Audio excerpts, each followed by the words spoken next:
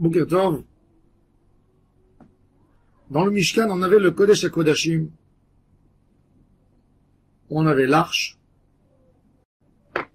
Sur l'arche, il y avait des chérubins. Ces chérubins, ils ont quelle forme? Deux formes d'un petit garçon et d'une petite fille. Avec des ailes du dos, qui sortent du dos comme des anges.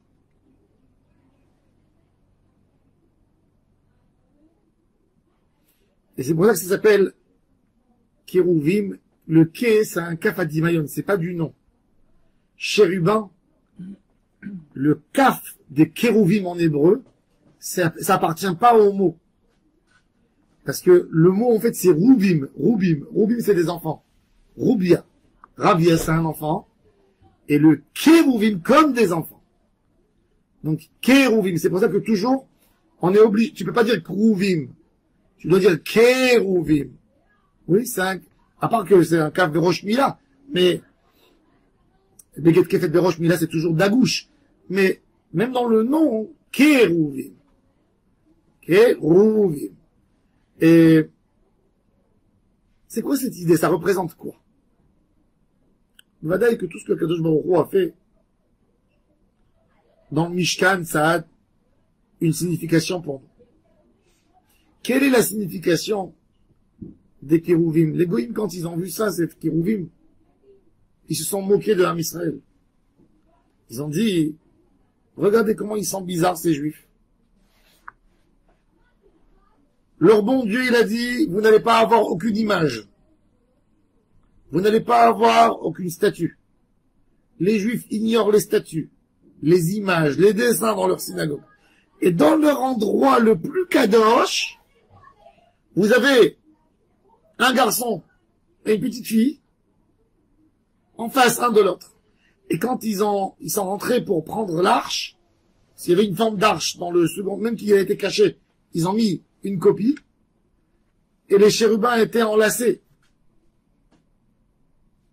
Ils ont dit, c'est ça ce que Kadosh Baruch Hu il fait dans l'endroit le plus intime, le plus caché, le plus kadosh du Ham Israël. Mais en fin de compte, les Kérouvim doivent nous montrer la sincérité de la Avodat Hashem. Un enfant, c'est tellement beau, l'amour de l'enfant, parce qu'elle est gratuite. Elle est propre. Et elle est pure de tout intérêt. Un homme, déjà, quand il grandit, il y a le vice qui rentre en lui. Il y a l'égoïsme qui se développe. Et dans chaque chose, il pense, qu'est-ce que je vais tirer, moi, comme profit de cette histoire?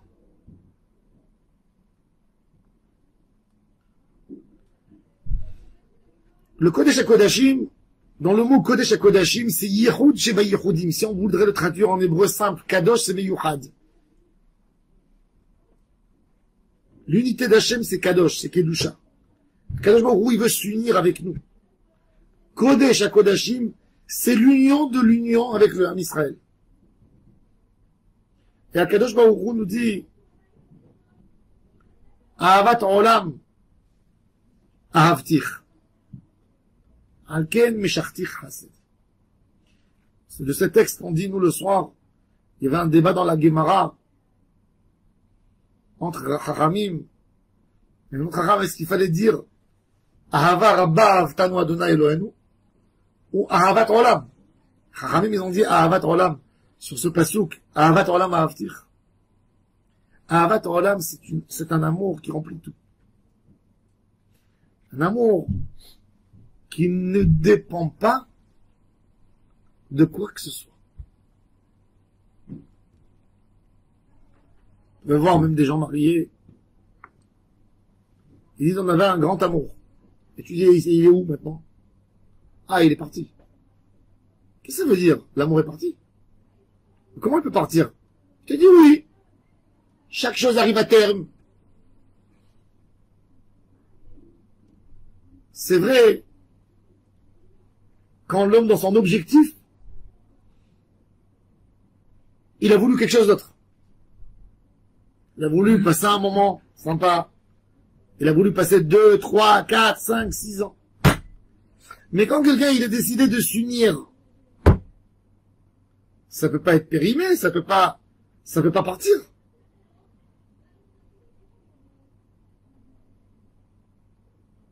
L'amour d'Hachem, elle n'a pas de condition. La preuve, Akadosh Baruch Hu nous l'a montré, noir sur blanc, en étant en Égypte. On n'avait plus aucune mitzvah, aucun mérite pour sortir d'Égypte. Quand Akadosh Baruch Hu a dit à Moshe, va amène les plaies sur Pharaon, le Ham Israël, il n'avait pas de mérite. C'était pas des Juifs qui faisaient tous les 613 mitzvot et qui se donnaient à 100% pour faire les mitzvot. Et Akadosh Baruch Hu dit, sauve mes enfants. Non! Il n'y avait rien. Et là, ce qu'Akadosh Baruch Hu a agi, c'est que par l'amour.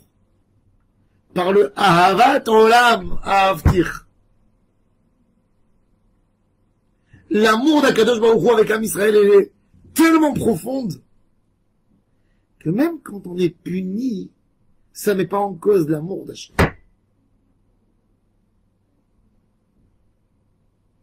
Le shoresh de la Ahava, de la Ahavat Hachem, ne doit dépendre de rien du tout. Vous allez prendre 2 bébés, 2 petits bébés, qui savent déjà se tourner un peu, tendre la main, et vous allez les mettre ensemble, dans un berceau, dans un petit. Vous allez venir après, vous allez les voir enlacés. Rien du tout, il n'y a rien, il n'y a aucun intérêt. C'est pur. Pur, pur, pur. C'est un mot, Akadosh Baruch Hu, il dit, je veux que vous le vivez. Le shoresh, le plus grand shoresh de la Avodat Hashem, c'est cet amour sans aucune condition. Avec ça, on peut comprendre une histoire terrible, l'histoire de Rabbi Akiva. Rabbi Akiva est arrivé à un très très haut niveau de Torah, de Kedusha, le maître de la Torah orale. Et quand les Romains ont fait le décret de ne pas enseigner la Torah, Rabbi Akiva a milité contre les Romains. Il a dit, même si il doit mourir, il donne sa vie pour continuer à transmettre la Torah. Et il a été pris. Rabbi Akiva a été tué à Césarée le jour de Kippour. Le jour de Kippour, il a été tué par les Romains à Césarée. Ses élèves, on les a obligés de venir dans l'hippodrome où on l'a exécuté, où on l'a tué. Il était témoin de sa mort et il est mort par une des morts les plus atroces. Il prenait comme un peigne en métal qui était fait avec des clous et il mettait dans le feu et il faisait passer sur le dos. Le feu. Et Rabbi Akiva, qui était là, assis, en train de souffrir, d'agoniser, ses élèves lui ont dit, il pleurait, Rabbi, malheur à nous qu'on te voit comme ça. Et Rabbi Akiva qui leur crie, toute ma vie, j'attendais le moment où je peux connecter entre le schéma Israël Adonai Eloheinu Adonai Echad et le Ve'ahavta. Il leur disait que lui, toute sa vie, il s'est donné pour Hachem. Rabbi Akiva, il a donné tout. Depuis l'âge de 40 ans à 64 ans, il n'a pas vu sa femme. Il s'est donné pour la Torah. Quelque part, il était cruel sur soi tellement il aimait la Torah. Et il a transmis, il a enseigné la Torah toute sa vie. Quand il a un retour comme ça d'Akadosh Baruch Hu quelque part, Rabbi Akiva, le maître de la Torah, un retour si douloureux d'Hachem, et dit, quand il dit Ve'ahavta, il voulait continuer, Ve'ahavta et Adonai Elohecha. Il a dit, c'est ça, Afilu notel et nafshecha. C'est-à-dire, Un homme, des fois, la Gemara dit, Bechol evavcha, Bechol nafshecha, Bechol meodecha. Un homme, il a des problèmes d'argent. Il dit, pourquoi Hachem me fait ça? Un homme, avec ses tentations, il s'en passe de tout pour Hachem. Bechol evavcha. Bechol nafshecha, même s'il lui prend son âme, il continue à aimer Hachem. Il a dit, j'ai perdu beaucoup d'argent dans ma vie. Je n'ai pas fait beaucoup de choses parce que j'aime Hachem. Mais là, je suis passé à la 3e phase de l'amour. Que même s'il prend l'âme, je l'aime. Et il dit, laissez-moi là-dedans. Ne me faites pas pleurer. Laissez-moi dans cet amour. Et ça, c'est ce qu'on apprend des Kérouvim. Les Kérouvim, il y en a 2. Maintenant, il y a un qui a une forme de mâle et il y a un qui a une forme de femelle. Pourquoi il y a mâle et femelle? Pourquoi il n'y a pas 2 bébés mâles, 2 femelles? Notre relation avec Akadosh Baruch Hu est très intéressante. Des fois, Akadosh Baruch Hu joue le rôle de la femelle et nous, le Ham Israël, on est le rôle du mâle. Et des fois, c'est l'inverse. C'est Hachem qui donne et nous, on reçoit. Dans la Avodat Hachem, quand un homme il fait une Messirut Nefesh, un acte de Messirut Nefesh, que le Yetzirah, tout le monde était censé à penser qu'il allait faire ce qu'il voulait faire. Et il l'a pas fait pour l'honneur d'Hachem. C'est lui qui devient le fort, le puissant, et c'est Hachem qui reçoit. Et quand l'homme reçoit, lui, l'abondance d'Hachem, ben c'est lui la femelle, et c'est Hachem le mâle. C'est lui qui donne. Et Akadosh Baruch Hu, quelque part, nous dit, en faisant les chérubins de cette forme, vous savez, on peut toujours changer de rôle. Et c'est pour ça que dans chaque femme, il y a un homme, et dans chaque homme, il y a de la femme. Parce qu'on a besoin d'avoir ces 2 choses. Il y a des moments où tu dois donner. Un homme avec ses enfants, il donne. Mais quand il est âgé, et ses enfants s'occupent de lui, il reçoit. Alors le rôle, c'est inverse. Et c'est pareil dans la Avodat Hashem. De la même manière que tu as su recevoir d'Akadosh Baruch Hu, il faut que tu sois capable à lui donner. Il y a des moments où tu ne reçois rien. Et c'est là où tu vas jouer ton rôle à toi, de Zachar, que toi tu vas donner à Hachem. Parce que dans la vie, il y a des hauts et des bas, tout le temps. C'est facile d'aimer Hachem quand on reçoit. On dit très bien. On reçoit. On dit merci. Et on dit on est bien, on est chanceux. Hachem il nous donne tout le temps. Mais il y a des moments dans la vie, des moments plus durs, des fois des moments tragiques, où l'homme ne reçoit plus. Et là, il se renforce et il se met en position, lui, de donner à Akadosh Baruch Hu.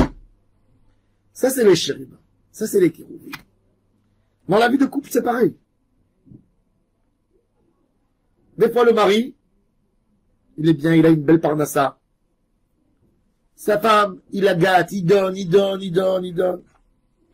elle est là pour lui dire merci. Et il y a un moment où il a perdu son boulot, des fois, où il n'a pas de chance, oui, mais elle amène une petite parnassa et tout d'un coup, c'est elle qui devient la dominante. D'être capable de rester amoureux de la même manière. Maintenant, tu reçois plus rien, tu donnes. Mais de continuer à avoir cette sensibilité d'amour, la même avec la finesse, et le ressentiment, et l'attachement que tu avais, du même attachement que quand tu recevais, tu as le même quand tu donnes. Et c'est pas parce que tu donnes, tu te permets à critiquer, ou à parler, ou à faire du mal, ou à dire c'est moi qui donne, alors c'est moi qui vais changer. Non. Ça, c'est l'idée de la Avodat Hashem. Et ça, c'est le travail le plus puissant et le plus fin. Et c'est pour ça que c'est le Kodesh HaKodashim. Le Kodesh HaKodashim, il a des parois. Il a des voiles. Parce que c'est dans le cœur de l'homme. Ça, c'est le plus grand travail qui est fait dans le cœur. L'action que tu l'as fait, tout celui qui te voit de l'extérieur faire une action, il doit mettre tes tefilines. Il doit faire ton Shabbat, faire ta tefila. Mais ton Shabbat peut être énorme si on pouvait voir ce que tu pensais dans ton cœur. À quel point c'est difficile pour toi de le faire parce que tu n'es pas bien. Mais tu le fais quand même. Parce que tu donnes. Ça, c'est de Kodesh HaKodashim de l'homme. Que contre ça, il y a le Kodesh HaKodashim du tabernacle. Et ça, c'est l'idée exceptionnelle de ce Zachar et Nekeva. À un moment, il reçoit, à un moment, il donne. Sorechim bekanfen. Ça, c'est ce qu'on doit prendre chez nous. Ça, c'est notre Kodesh HaKodashim. Notre intimité avec Hachem. De donner un amour gratuit dans toutes les conditions. Toutes les conditions. Ça, c'est la force du Ham Israël. On n'a jamais abandonné Hachem. Même dans les moments les plus durs pour nous. Des moments qui ont duré presque une éternité pour nous. De la Shoah, les gens se sont réveillés. De la cendre. Des moments les plus durs. C'est là où on peut vraiment tester notre amour, à quel point il est grand. À quel point il est fort. Et en fin de compte, c'est l'amour qui gagne. Parce que l'amour, c'est l'union avec Hachem. Ahava, c'est le chiffre 13. C'est le chiffre Echad, qui correspond au mot Echad.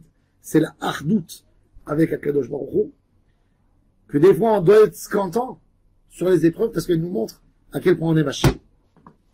Bon, Radonai le Olam,